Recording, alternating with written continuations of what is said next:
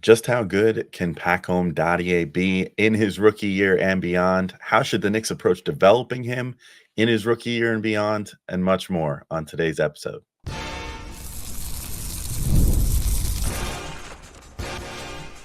You are Locked On Knicks, your daily New York Knicks podcast, part of the Locked On Podcast Network. Your team every day.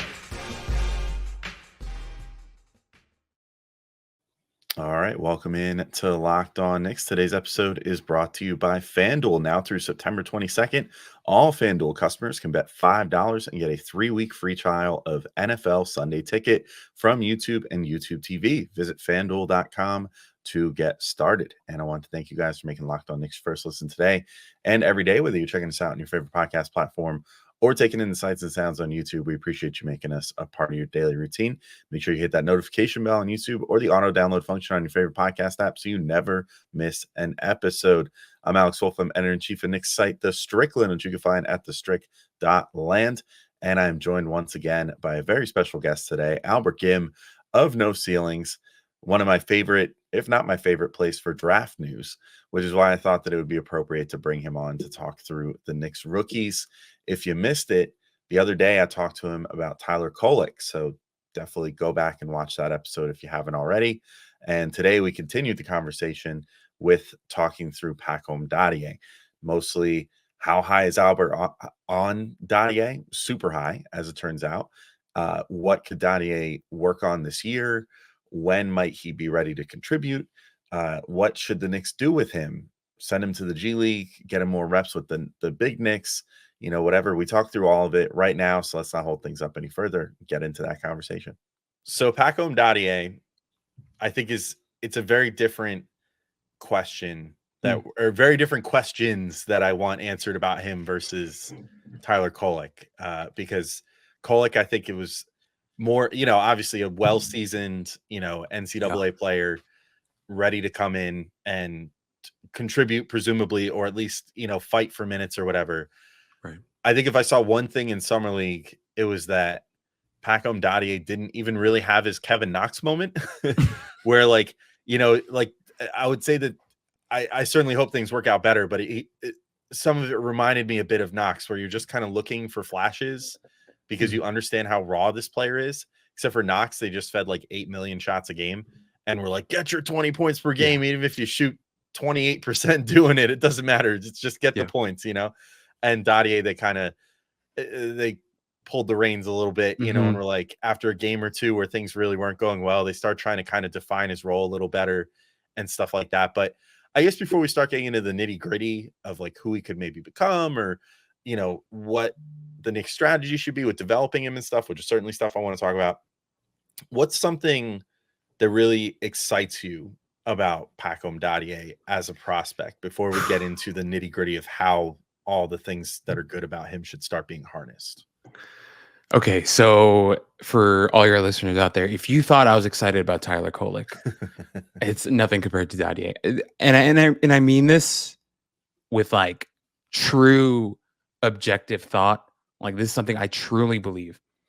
I believe the New York Knicks drafted Pacome Dadiet because they believe one day he could be a number one option. I believe that. Like, I'm not saying that he will be.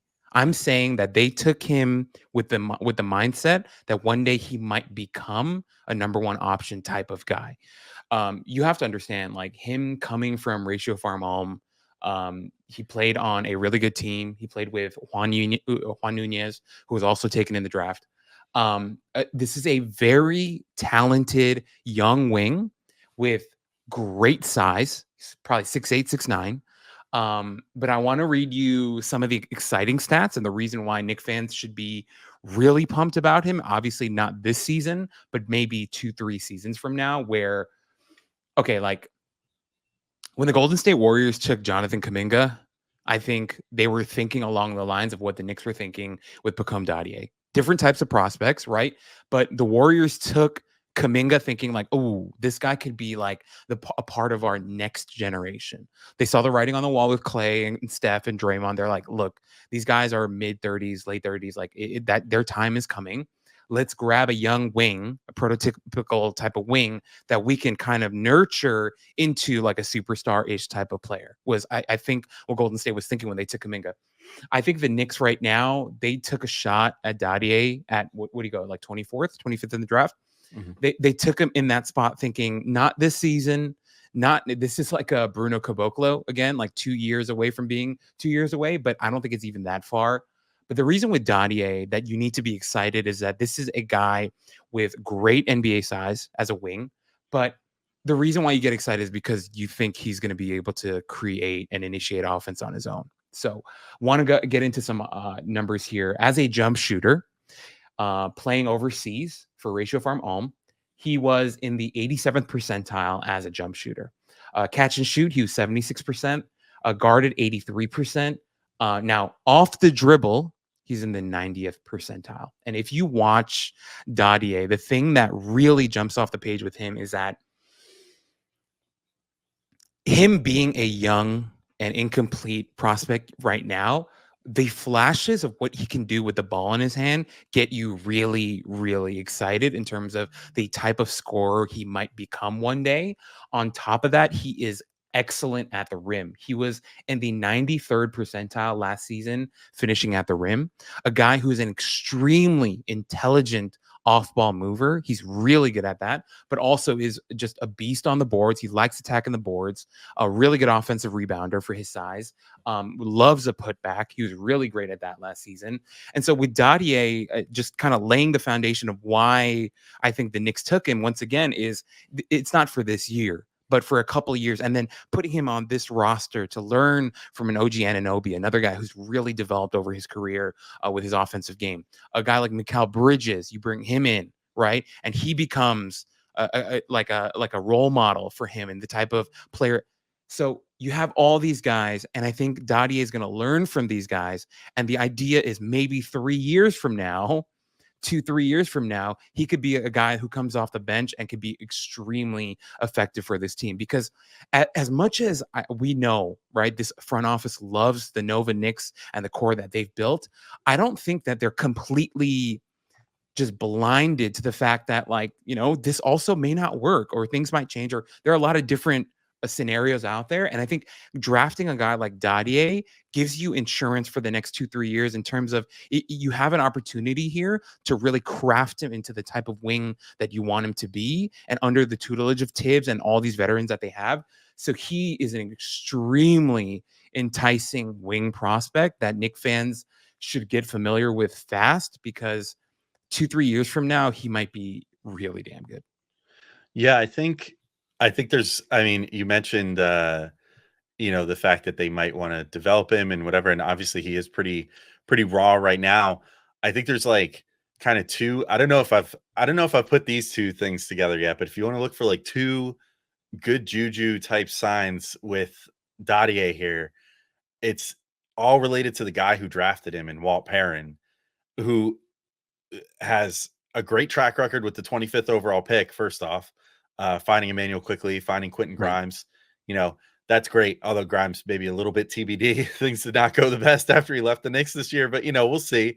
I think unfortunately he's probably gonna have a great year in Dallas. But you know, he's drafted those two guys at the 25th picks. It's now, you know, another guy picked at that spot, but also has a pretty great track record with identifying raw French players who are really, really good and become some of the best at their craft, i.e. Rudy Gobert, who we drafted when he was with the Utah Jazz, who was a guy that way back when I was super high on Gobert. I thought that there was a lot of really good stuff there with him. And it was just sort of like, can he fill out to be NBA size? Can he refine the good things in his game and become as good as he possibly can be? And I think it's a lot of some of the same questions with Pacome Dadiet, I think, you know, as far as how well he could put things together. I will say, like, one thing that's intriguing to me too is I'm not quite sure how to classify him yet, as far as what his like position might be. And I think part of that is the fact that I think I'm already seeing reports about him possibly growing over the summer or whatever. Like, that's always the case with these. He was one of the youngest in his draft class, if not the youngest in this year's draft class. That's always the case. Like, you know, young men grow until they're sometimes 22, 23, 24 years old. Particularly when you're talking about guys that are 99th percentile in human existence as far as, height and wingspan and everything else and athleticism and all this stuff that, constitutes a guy who gets taken in the NBA. So how do you sort of see him fitting in position wise in the NBA? Like, do you think that he's going to end up, more of a small forward? Do you see potential? Like, I guess this sort of boils down to like what you've seen on defense from him. Yeah. Like, do you see a world where if he grows to 6'10", that he might have some like low key rim protector vibes or anything like that? Like, what stands out to you on that end? And, as far as what his potential classification could be in the NBA? I think he's absolutely going to be a wing. The ball skills with him for his size already, and if he's growing, he just becomes terrifying. Is what it could be. I think defensively right now he's got a lot of work to do. I think I think the foundation is there. It's just, yeah, he needs a lot of work. He's in the perfect situation though, being under Tibbs, being under this coaching staff. I think he'll get there. It's just going to take him a couple of years. But I think he's going to be a wing straight up. Like, even if he grows to 6'10", I think the idea will be for him to just be a jumbo wing, like a Franz Wagner type of, maybe Paolo Banchero, whatever, like that type. Obviously, I'm not saying that he's on those guys' level yet, but you draft a guy like Dadiet hoping to maybe find those types of players eventually. It is the reason why you take a guy like Dadiet where they did, because he really has a lot of potential on the offensive side of the ball. And I think with him, like if he can get, regardless of the size thing, like once again, if he's at 6'8" or 6'10", it doesn't really matter to me. I think he's a wing just because he can handle the ball and he can, go get his own jumper. It's just defensively, like I don't think he's going to have a ton of rim protection to him, which also, like Corey and I have been talking about this, but like weak side rim protection can also be a little overrated at times. Like, even like the best, centers, they get like 2 blocks a game, right? So like I think sometimes it can get blown out of proportion a little bit, but overall, like he's just a guy who, with his size, length, athletic ability, I think he's going to eventually be at the very least a decent defender. But with his tools and him being in the situation that he's in right now, being on the Knicks and, obviously big emphasis on defense with this organization, I think he ended up in a great just setting. Great context for him to eventually become a good defender. And I think that means he's going to be a wing. I think he's going to be able to guard 3 to 4, 2 to 4, I think would be fair. But who knows, right? Like if he hits like his, 99% outcome and just becomes a beast, then we're talking about something different. But I just don't, I personally don't project him to ever be like, if people are out there are wondering like, oh, could he become Kawhi? I would say, no, don't take that bet. But I think he'll be a good defender just because he's got the size and the length and intelligence, I think, to eventually become, at the very least, a decent defender. So to answer your question, I think he's a wing on both sides of the ball. All right, I'll be back in just a moment with Albert to keep talking through Pacome Dadiet and kind of get into a discussion a little bit about sort of the merits of the G League and how we feel about that system of being able to develop players. I thought that was a pretty interesting conversation that we had with regards to how the Knicks might approach developing Dadiet. But first, I got to let you know about our good friends at FanDuel. And you've heard us talk a lot about FanDuel, America's #1 sportsbook. Well, we have something a little different for you now through September 22nd. All FanDuel customers can bet $5 and get a 3-week free trial of NFL Sunday Ticket from YouTube and YouTube TV. Then with the YouTube TV base plan, you'll be able to watch every regular season Sunday afternoon out-of-market game. All you need is a Google account and a current form of payment, and you can cancel anytime.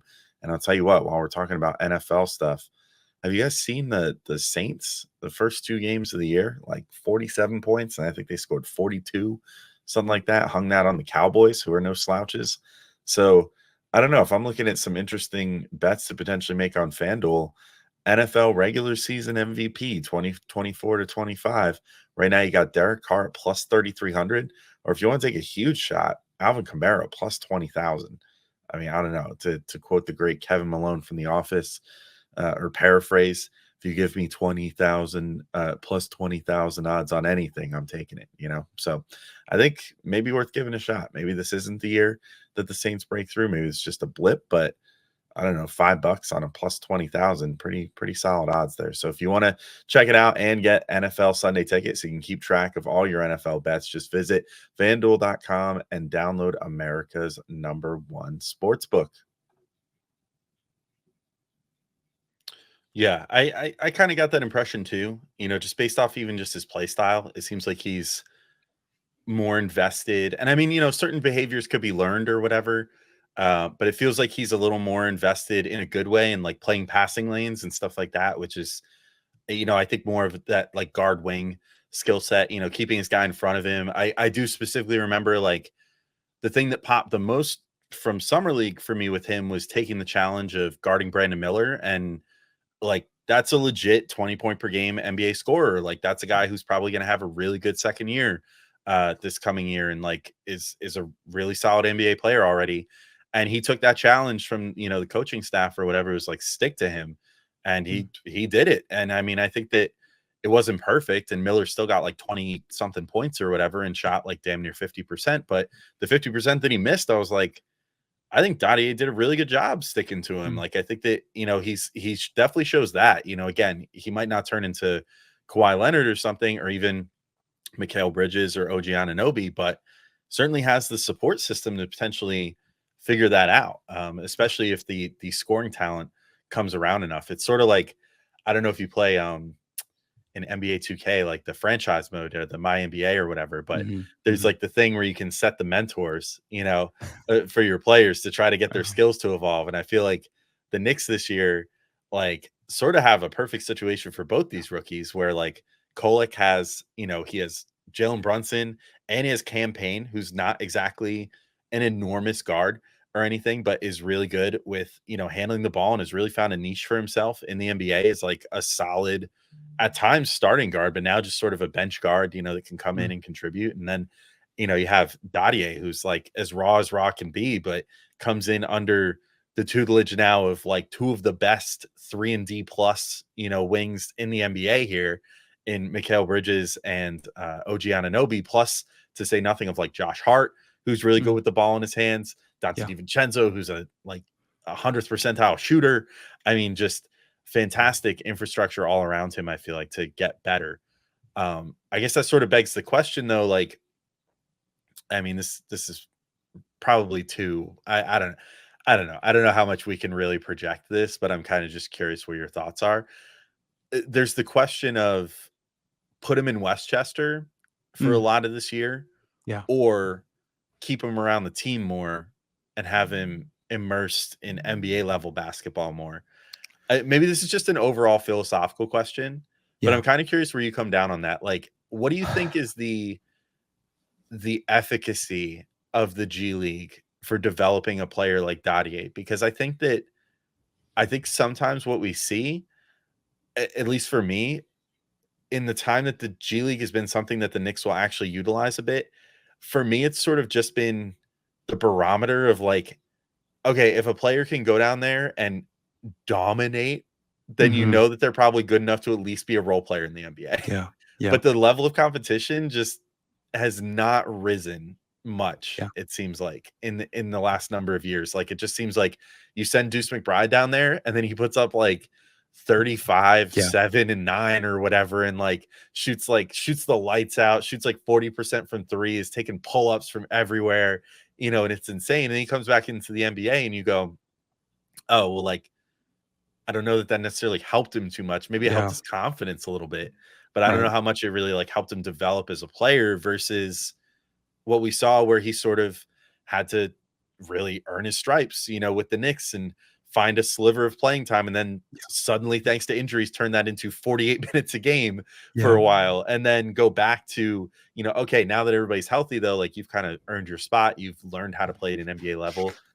So I'm going back and forth on that this off season of thinking about like, what do I want them to do with Dadiet? Where do you sort of fall on that overall philosophical question? Because I think that's more just kind of a thing that a lot of people are wondering, just overall about the NBA and the G League at this Yeah. point, or at least those that pay attention to what the results seem to be from there? I think the McBride example is really interesting just because you mentioned it, right? He was a guy that the Knicks sent down to Westchester to play, and he played a good amount, and he was pretty dominant down there. And then, as you mentioned, right, he had to earn his stripes, earn his time, earn his keep, and eventually became what he has become now for the Knicks. And I think in my brain, I feel like those two things that you mentioned aren't exactly mutually exclusive. I feel like it is possible that his time in the G League enabled him to get into a position, and maybe he learned down there or he worked on certain things that put him in a better position to then eventually earn the role that he has earned now, right? And when I look at Dadier, I kind of like the idea of him going down to the G League just because he's a guy that I think needs a lot of reps. He's a very young player that has a lot of things that he is. As excited as I am about Dadier, I would never tell you that he's NBA ready.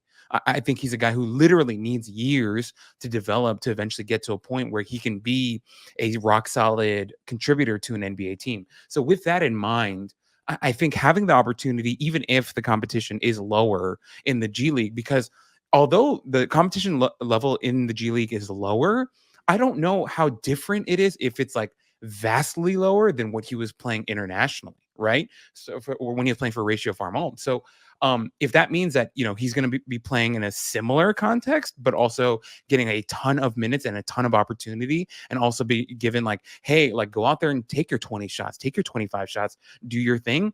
I don't think that'll necessarily hurt him because he's a guy that I think needs the reps. And I would be okay if his first season, he's in Westchester and he's taking 25 shots per game and he shoots 30% from the field all season long. I actually wouldn't care, just because I think for him, he's a guy that he needs to continue to work and get reps and try different things for him to eventually get to his final form.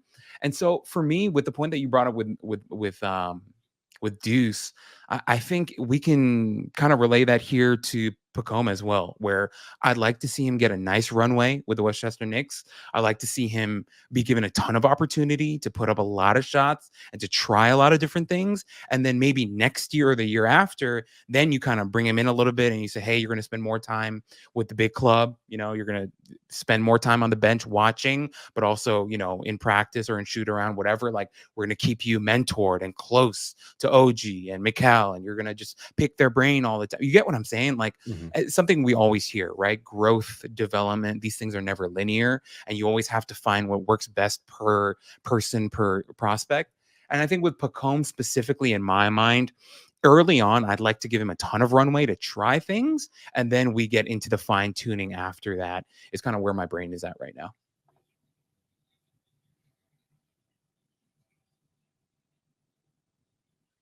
Yeah, I dig that too, actually. And as you were just talking, and as I was thinking about it more, I do think there's sort of a good middle ground that maybe the Knicks will look to take with him would be saying like, okay, you're going to stay home on road trips, Okay. and we'll have you join the team when we're back home. Because the Knicks practice up by the Westchester Knicks anyway. Right. They famously, their practice facility is up there. Such a long commute from Madison Square Garden.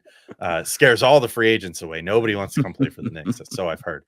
But they have the practice facility up there, so he can stay home. He can stay with the trainers that are there, get all those reps that you're talking about with Westchester while the big Knicks are away. And then when they come back, perhaps join them at the Garden, maybe even get a signature MSG moment, where it's a big blowout and everybody starts chanting Pacome, Pacome, something like that, It just all the good feels, that way. So he gets his rookie moment once or twice. I think there's a world where maybe that's the approach that they take. And I don't know that they've really had, it's kind of interesting. It's sort of uncharted territory for this team too, because under Leon, they've never really drafted a player like this, I don't think. Right. That's this much of a project. They generally stay away from projects, and they say, just give me a guy that can come in and be a breaking case of emergency option from day one. Like even Deuce was sort of that. Like Deuce had to step in his rookie year and start some games, like because of some injuries and whatever. And Emmanuel quickly came in and sort of knocked everybody's socks off right away, and was already a well-established player. Obi Toppin was a college player of the year, well-established player. Kolek, even we were talking about previously, well-established player, that he fits the mold of the guys that the Knicks usually go after more so. Or even like Kevin McCullough, who they brought in, also in the draft. And, you could even say Hook Porty to a certain degree because he's a little bit older and has played a couple more years at the pro level and all that. So Dadiet is going to be an interesting case study, I think, from the perspective of how the Knicks approach him. If I can really quickly, I just also think everything that you laid out speaks to the masterclass our front office has done in terms of building this roster. Like where we are today when we brought in Dadiet compared to where we were when we brought in Quickly and Obi and all those guys, we're in a very different place. Obviously, the one key thing that stayed the same is Julius Randle, which I'm okay with. But the landscape of where we are in terms of the talent and the roster that we've constructed compared to where we were back then is, in my opinion, almost night and day. And so we've given ourselves the opportunity to take a bet on a guy like Dadiet now because we have the roster that we have. We have OG Anunoby. We have Mikal Bridges, Jalen Brunson, Josh Hart, Dante DiVincenzo. Our team is just laden with high-end talent where we can afford to take a lotto ticket like Dadiet the way that we have. And so I'm just so excited about the pick of Dadiet because once again, it speaks to how good our roster is now. And it just makes me ridiculously proud. Like you were talking about, the Knick fans calling for Pacome Dadiet. And I remember being in the Garden in '99 and the fans just screaming for Herb Williams to get into the game. And we want Herb. And to be where we are now, and we can actually be the type of team that the '99 team was like, where that team was filled with veteran talent and was an extremely good team that made the finals.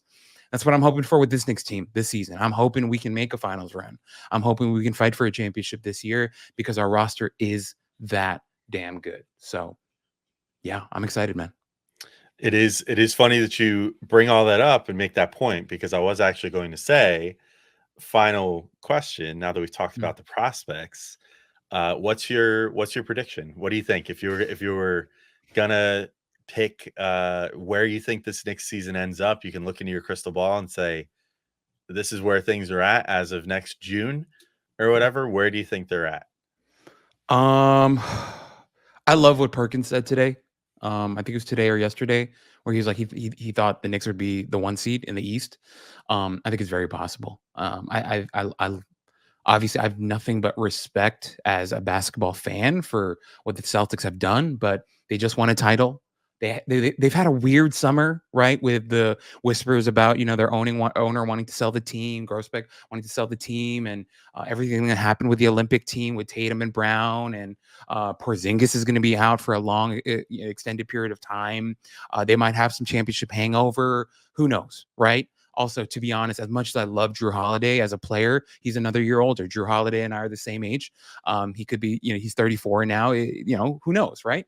So I think this Knicks team, with the way that it's been built, I think we could win 56, 58 games a season, maybe end up the 1 seed. My brain is that I want this team to win about 56 games is where I'm at. I think it's very possible.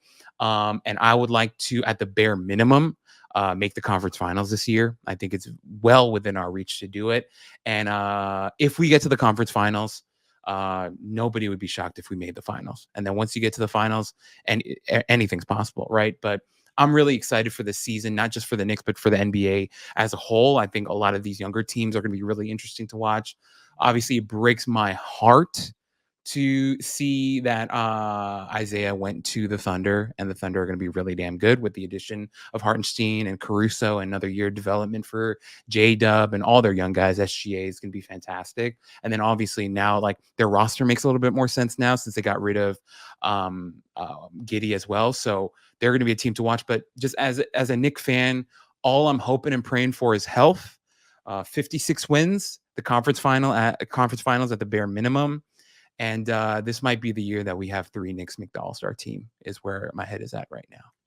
Well, luckily, unlike the Celtics with, Drew Holiday, and unlike you and I, 2 other 34-year-old old farts, the Knicks do not have a lot of those type of guys and are a young and up-and-coming team, and presumably the team that can become like the next guard, hopefully, in the East. So I certainly hope for that too. Maybe Pacome Dadiet will become that guy as well. And eventually sort of lead the Knicks into a new era in 4 or 5 years' time and be that leading scorer. Or maybe he'll just straight up come up and stake a claim for himself in year 3 or something and join an already stacked core, and the Knicks will just be the most dominant force in the NBA. I guess we have yet to see, but I thank you very much for popping on here. Also, just congratulate you quickly on air for being a new dad, which I didn't know before I asked you on. So thank you for taking some time away from child rearing and, all that to come on here and talk about these guys with me. But Albert, before I let you go, is there anything you want to plug specifically? I know this is the off-season mode for No Ceilings, but I know you guys are still working on draft content because you work on it all the time. So is there anything particular you want to promote or anything like that from No Ceilings before you go? Yeah, absolutely. For all our listeners out there, if you enjoyed what you heard today, with me being on with Alex today, check out NoCeilingsNBA.com. We have stuff going up there every single week. We have pods. It's the off season, so we've got like 3 or 4 pods a week right now. But usually, when we're in season, it's every single day. A ton of stuff on our YouTube channel. But yeah, it's going to be a really exciting year for us. We've brought in a lot of new people to our staff. We've brought in, I think, 4 or 5 new writers as well, who are also going to be doing podcasts and stuff. So our team continues to grow, and we brought back Nathan Grubel, who took a little vacation last year, and now he's back with us as well, who's always been an incredible workhorse for us. And so, and look, if you're interested in the draft, this is the year to hop on with us, because this upcoming class is going to be unbelievable. And it's not just the big names like Cooper Flagg and Ace Bailey and those guys, the domestic guys, but this European class is absolutely insane. So if you thought Dadiet was fun, the guys coming in over for this upcoming class are ridiculously good and fun. And so, yeah, if you enjoy any of that stuff, join us at NoCeilingsNBA.com. Well, I know I'll certainly start paying attention because shout out New Jersey gang, Rutgers this year, Dylan Harper and Ace Bailey, both on that team. Right. So I gotta rep them, gotta rep my New Jersey, even though I root for the Knicks. But yeah, Albert, thanks so much for popping on, dude. And hopefully talk to you soon. And if I don't talk to you as much throughout the season, let's go Knicks. And glad to know that we'll all be rooting along together, hopefully for a really good season. Sounds good. Appreciate it.